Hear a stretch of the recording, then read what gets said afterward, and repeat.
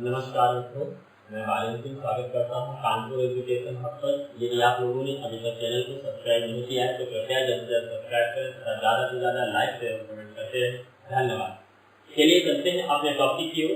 तो पिछली क्लास में हम चर्चा कर रहे थे मूल अधिकारों की, और मूल अधिकारों की चर्चा कर रहे थे समता के अधिकारों की।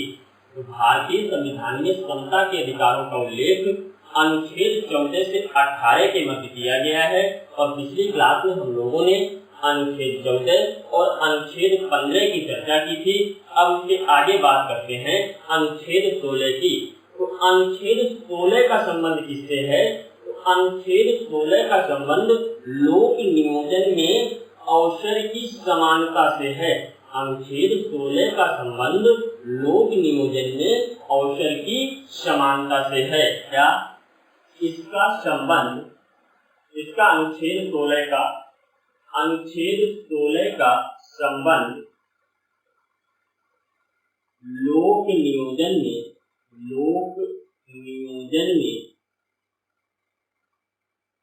अवसर की समानता से है।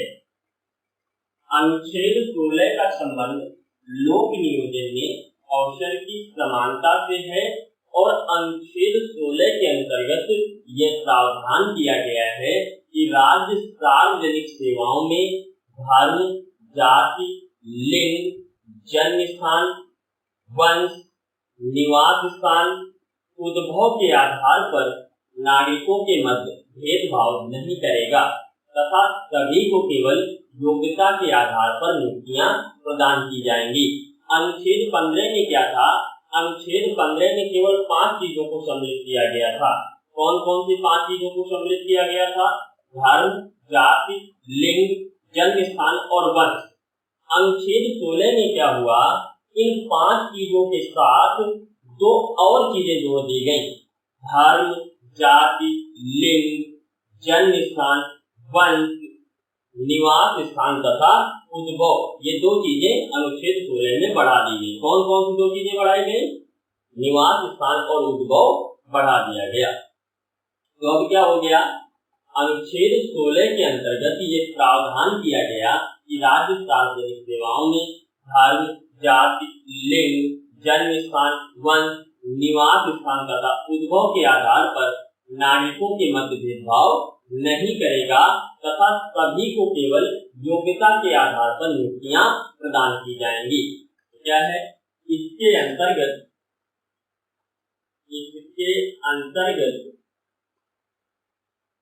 यह प्रावधान किया गया, इसके अंतर्गत यह प्रावधान किया गया कि राज्य, इसके अंतर्गत यह प्रावधान किया गया कि राज्य सार्वजनिक सेवाओं में धर्म, जाति, लिंग, निवास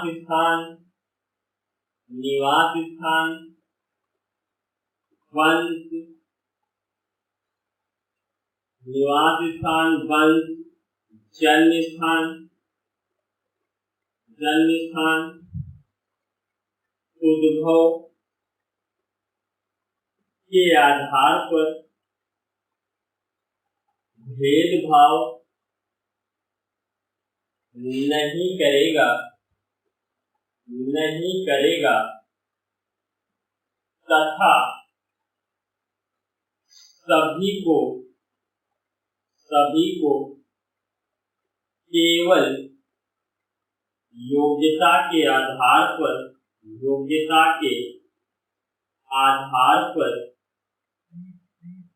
नियुक्तियां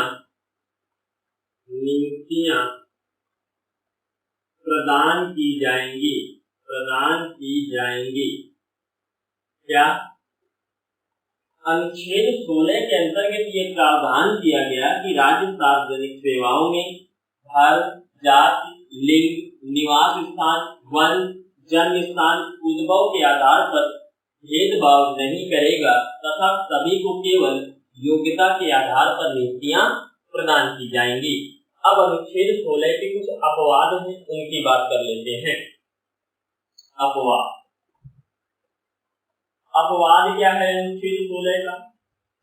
अनुच्छेद 16 का अपवाद हो जाता है अनुच्छेद 16 का 4। क्या? अनुच्छेद 16 का 4, आर्टिकल 16 क्लॉज 4। तो अनुच्छेद 16 का 4 क्या कहता है?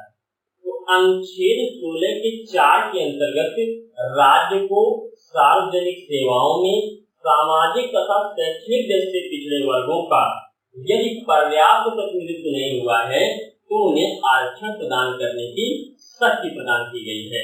क्या? अनुच्छेद 16 के अंतर्गत राज्य को सार्वजनिक सेवाओं में सामाजिक तथा शैक्षणिक दृष्टि से पिछड़े वर्गों का यदि पर्याप्त प्रतिनिधित्व नहीं हुआ हो तो उन्हें क्या करने की? आरक्षण प्रदान करने की शक्ति प्रदान की गई है। क्या? इसके अंतर्गत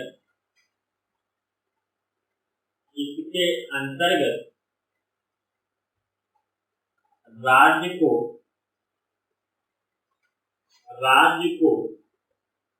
सामाजिक तथा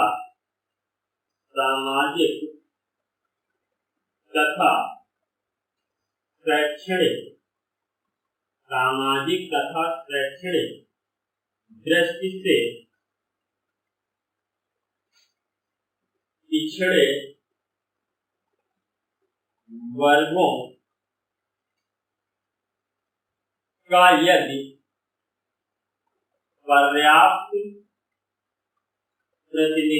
का यदि पर्याप्त प्रतिनिधित्व नहीं हुआ हो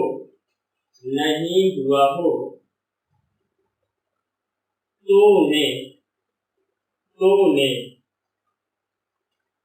अनुच्छेद 16 के अंतर्गत राज्य को सामाजिक तथा शैक्षणिक दृष्टि से पिछड़े वर्गों का यदि पर्याप्त प्रतिनिधित्व नहीं हुआ हो तो उन्हें आरक्षण प्रदान करने की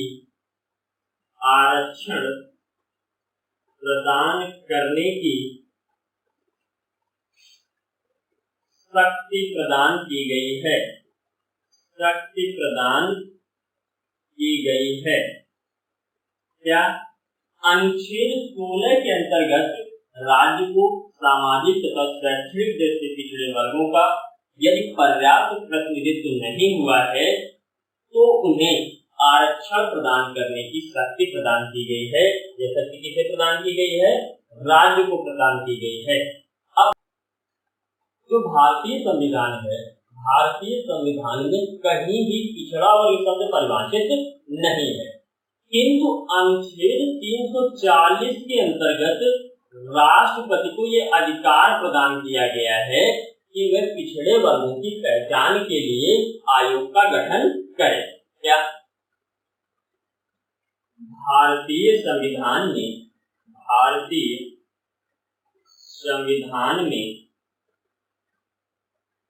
कहीं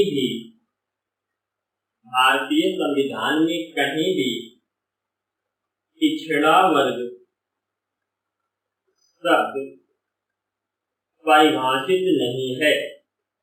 भारतीय संविधान में कहीं भी पिछड़ा वर्ग शब्द परिभाषित नहीं है, परंतु अनुच्छेद 340 के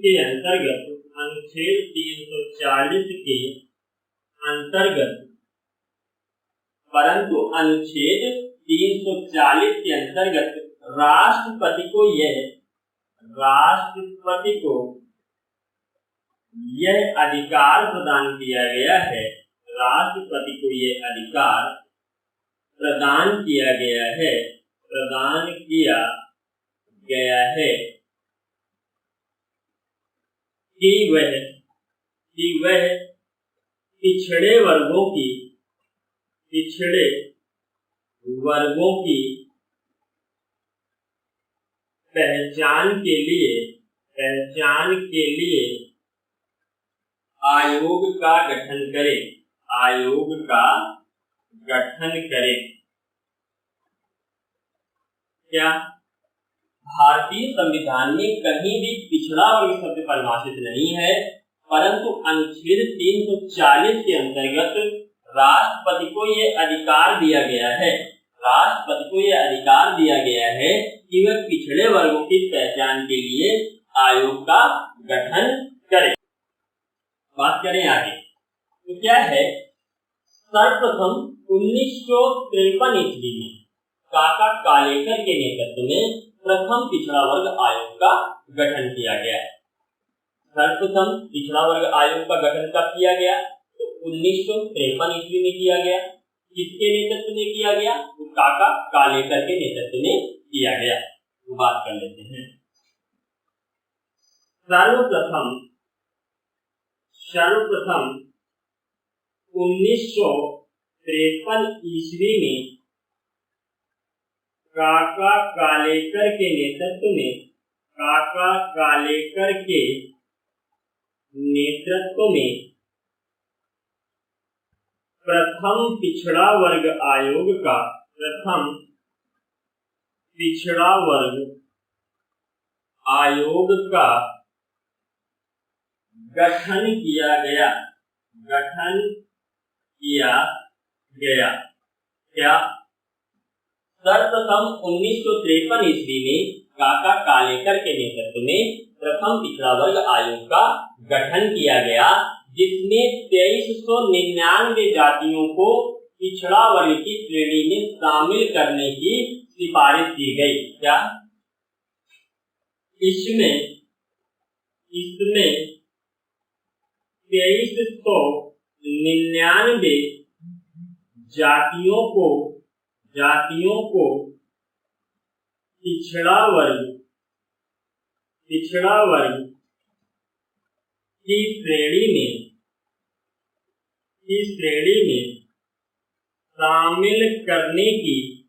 शामिल करने की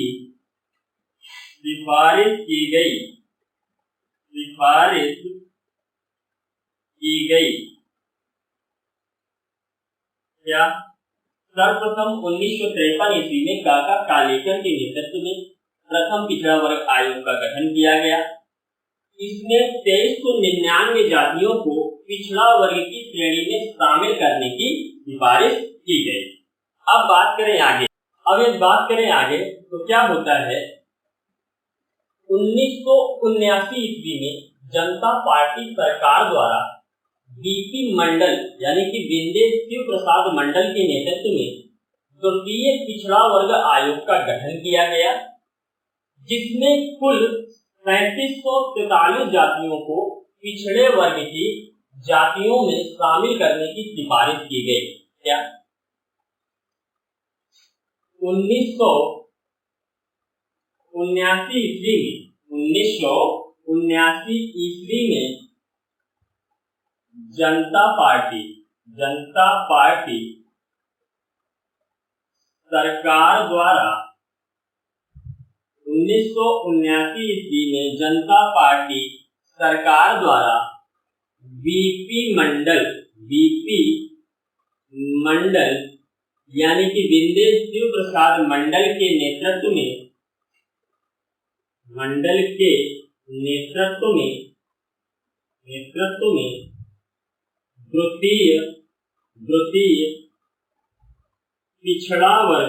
द्वितीय पिछड़ा वर्ग आयोग का गठन किया गया,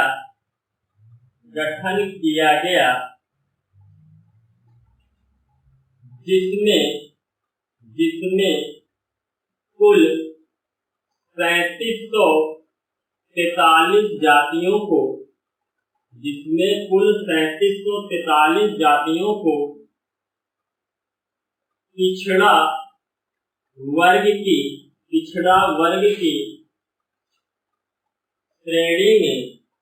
वर्ग की श्रेणी में शामिल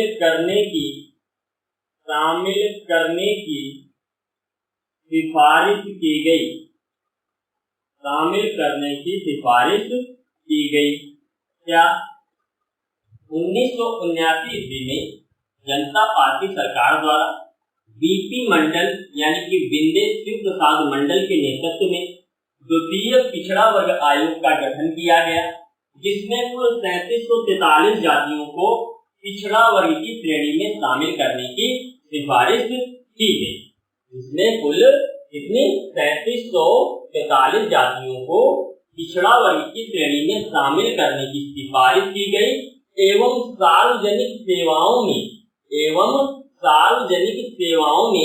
पिछड़े वर्गों को 27% आरक्षण प्रदान करने की अनुशंसा की एवं सार्वजनिक सेवाओं में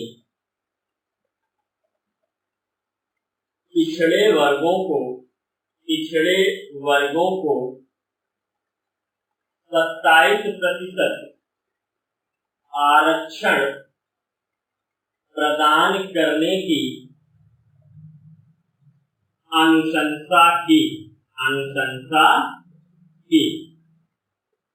क्या 1979 ईस्वी में जनता पार्टी सरकार के द्वारा बीपी मंडल के नेतृत्व में यानी कि विंदेश शिव प्रसाद मंडल के नेतृत्व में द्वितीय पिछड़ा वर्ग आयोग का गठन किया गया, जिसमें कुल 3743 जातियों को शामिल किया गया या 3743 जातियों को शामिल करने की सिफारिश की गई। उसके साथ साथ सार्वजनिक सेवाओं में पिछड़े वर्गों को 27% आरक्षण प्रदान करने की सिफारिश की गई। अब बात करें आगे तो क्या होता है, 1990 ईस्वी में वीपी सिंह सरकार के द्वारा पिछड़े वर्गों को 27% आरक्षण प्रदान किया गया। क्या 1990 ईस्वी में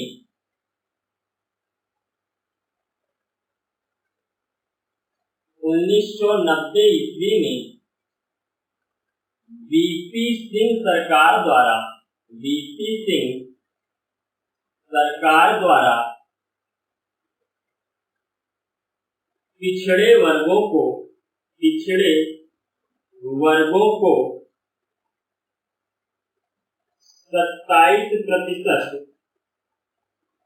आरक्षण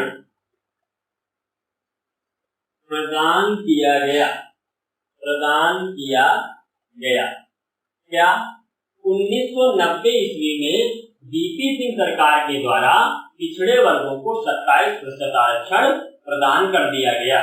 अब बात करें आगे, अब क्या होता है, 1991 ईस्वी में नरसिम्हा राव के द्वारा आर्थिक रूप से पिछड़े वर्गों को 10% आरक्षण प्रदान किया गया। क्या 1991 ईस्वी में नरसिम्हा राव के द्वारा आर्थिक रूप से पिछड़े वर्गों को 10% आरक्षण प्रदान किया गया। क्या 1991 ईस्वी में नरसिम्हा राव के द्वारा आर्थिक रूप से पिछड़े वर्गों के लिए 10% आरक्षण प्रदान किया गया। क्या 1991 ईस्वी में नरसिम्हा राव के द्वारा आर्थिक रूप से पिछड़े वर्गों को 10% आरक्षण प्रदान किया गया। वहीं क्या होता है, 1992 ईस्वी में उच्चतम न्यायालय में इंदिरा साइनी वर्सेस भारत संघवाद में आरक्षण को चुनौती प्रदान कर दी जाती है और उसके लिए न्यायालय के द्वारा विभिन्न निर्णय भी लिए जाते हैं। तो क्या 1992 ईस्वी में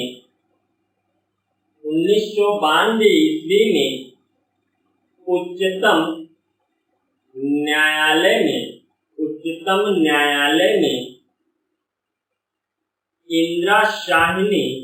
इंदिरा शाहिनी वर्सेस भारत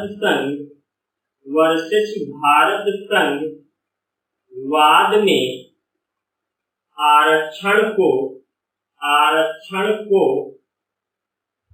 चुनौती प्रदान की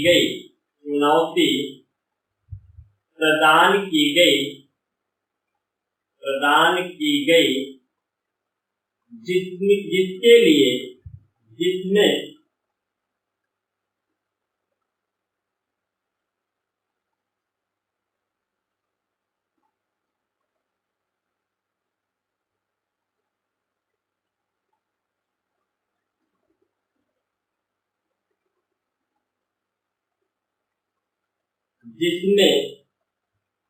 न्यायालय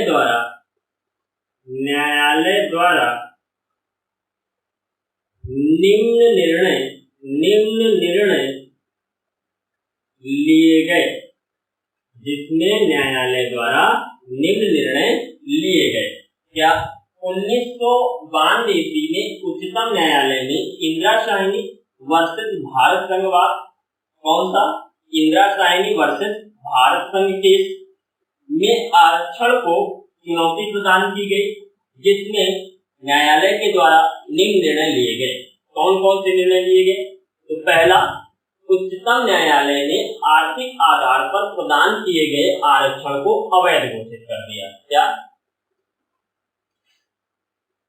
उच्चतम न्यायालय ने, पहला निर्णय, उच्चतम न्यायालय ने आर्थिक आधार पर प्रदान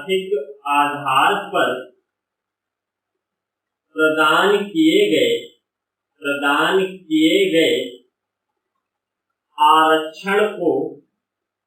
आरक्षण को अवैध घोषित किया। क्या उच्चतम न्यायालय ने जो आर्थिक आधार पर आरक्षण था उसे अवैध घोषित कर दिया। उच्चतम न्यायालय के द्वारा आर्थिक आधार पर प्रदान किए गए आरक्षण को अवैध घोषित कर दिया गया। और दूसरा निर्णय क्या लिया गया? तो उच्चतम न्यायालय के द्वारा सामाजिक तथा शैक्षणिक दृष्टि से प्रदान किए गए 27% आरक्षण को वैध माना गया, परंतु न्यायालय के अनुसार पिछड़े वर्गों में संपन्न वर्ग को क्रीमी लेयर कहते हैं, मलाईदार परत। तो पिछड़े वर्गों में संपन्न वर्ग यानी कि क्रीमी लेयर वर्ग को आरक्षण का लाभ प्रदान नहीं किया जाएगा। उच्चतम न्यायालय के द्वारा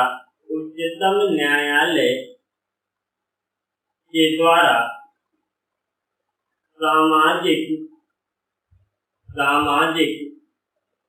शैक्षणिक दृष्टि से पिछड़े वर्गों को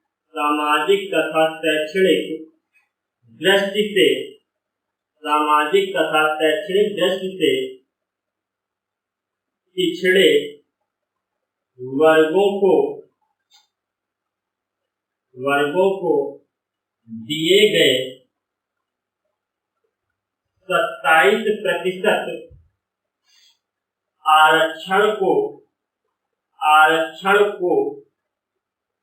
वैध माना।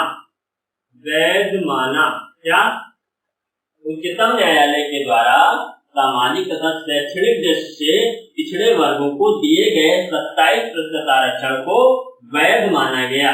क्या उच्चतम न्यायालय के द्वारा सामाजिक तथा शैक्षणिक दृष्टि से दिए गए 27% आरक्षण को वैध माना गया। किंतु क्या न्यायालय के अनुसार पिछड़े वर्गों में संपन्न वर्ग, क्या किंतु न्यायालय के अनुसार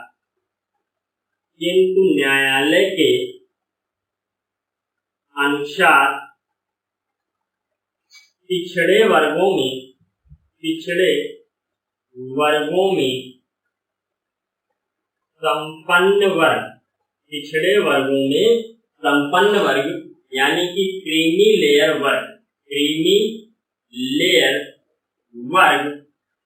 पिछड़े वर्गों में संपन्न वर्ग यानी कि क्रीमी लेयर वर्ग को आरक्षण का लाभ प्रदान नहीं किया जाएगा। वो आरक्षण का को आरक्षण का लाभ प्रदान नहीं किया जाएगा, प्रदान नहीं किया जाएगा। क्या क्या बात की गई? तो दूसरी बात इसमें की गई कि उच्चतम न्यायालय के द्वारा सामाजिक तथा शैक्षणिक दृष्टि से पिछड़े वर्गों को जो 27% आरक्षण दिया गया था उसे न्यायालय द्वारा वैध घोषित किया गया। किंतु एक बात कही गई कि न्यायालय के अनुसार पिछड़े वर्गों में संपन्न वर्ग, यानी कि जो पिछड़े वर्गों में संपन्न वर्ग हैं, जो क्रीमी लेयर वर्ग हैं, यानी कि जो मलाईदार परत है, पिछड़े वर्गों में जो संपन्न हैं उनको आरक्षण का लाभ प्रदान नहीं किया जाएगा। अब बात करें तीसरी बात क्या कही गई, तो उच्चतम न्यायालय के अनुसार आरक्षण की जो अधिकतम सीमा थी उसे 50% से अधिक नहीं किया जाएगा। उच्चतम न्यायालय ने कहा कि जो आरक्षण की सीमा है वह 50% से अधिक नहीं हो सकती है। तो क्या? तीसरा,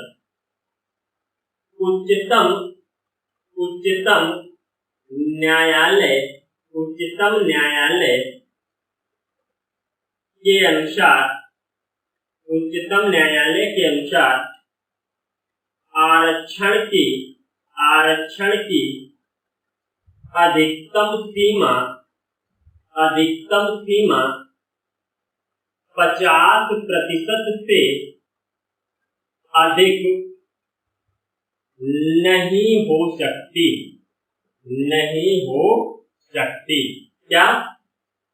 ये जो इंदिरा साहनी वर्सेस भारत संघवाद था, तो इंदिरा साहनी वर्सेस भारत संघवाद में कुछ निर्णय लिए गए। कौन कौन से निर्णय लिए गए? पहला, उच्चतम न्यायालय ने आर्थिक आधार पर प्रदान किए गए आरक्षण को अवैध घोषित किया। दूसरा, उच्चतम न्यायालय के द्वारा सामाजिक तथा शैक्षणिक दृष्टि से पिछड़े वर्गों को दिए गए 27% आरक्षण को वैध माना, किंतु न्यायालय के अनुसार पिछड़े वर्गों में संपन्न वर्ग यानी कि क्रीमी लेयर वर्ग, मलाईदार परत को आरक्षण का लाभ प्रदान नहीं किया जाएगा। तीसरी बात कही गई कि उच्चतम न्यायालय के अनुसार आरक्षण की जो अधिकतम सीमा थी वह 50% रखी जाएगी। 50% से अधिक सीटें आरक्षित नहीं की जाएंगी। तो अब बात करते हैं आगे। अब इसका भी कुछ अपवाद है, तो इसके अपवाद की बात करते हैं। अब इसका भी कुछ अपवाद है, तो इसका कौन सा अपवाद है? तो इसका अपवाद है अनुच्छेद 16(6), अनुच्छेद 16 खंड 6 यानी कि आर्टिकल 16 क्लॉज 6। तो अनुच्छेद 16 जो है वह 103वें संविधान संशोधन अधिनियम 2019 के माध्यम से जोड़ा गया। क्या? इसे 103वें संविधान संशोधन अधिनियम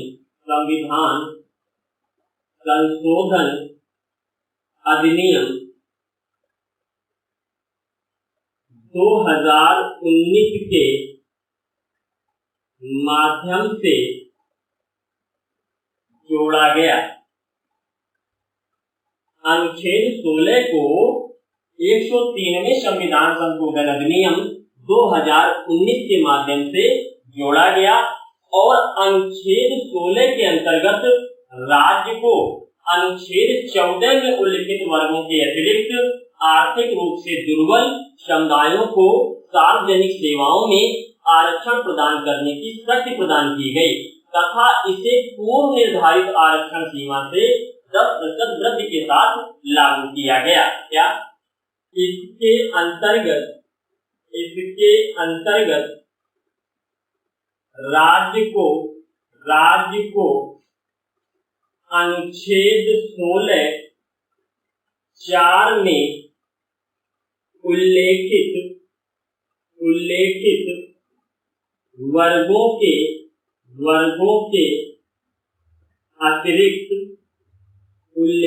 वर्गों के अतिरिक्त आर्थिक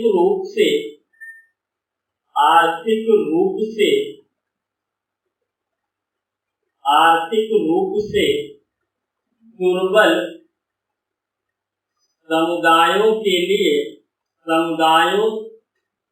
लिए आरक्षण प्रदान करने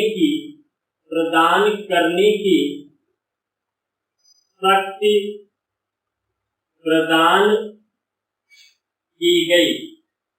क्या?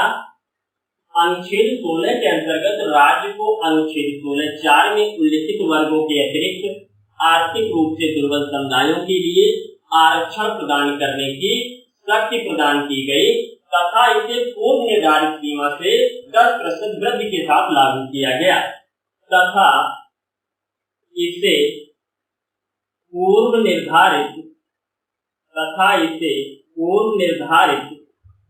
सीमा से 10% वृद्धि के साथ लागू किया गया तथा इसे पूर्व निर्धारित सीमा से 10% वृद्धि के साथ लागू किया गया। ईडब्ल्यूएस को जो आरक्षण प्राप्त है वह अनुच्छेद 16 के 6 के अंतर्गत ही प्राप्त है। तो क्या है? ईडब्ल्यूएस को इसी के अंतर्गत सार्वजनिक सेवाओं में आरक्षण प्रदान किया गया है। क्या? ईडब्ल्यूएस को इसी के अंतर्गत सार्वजनिक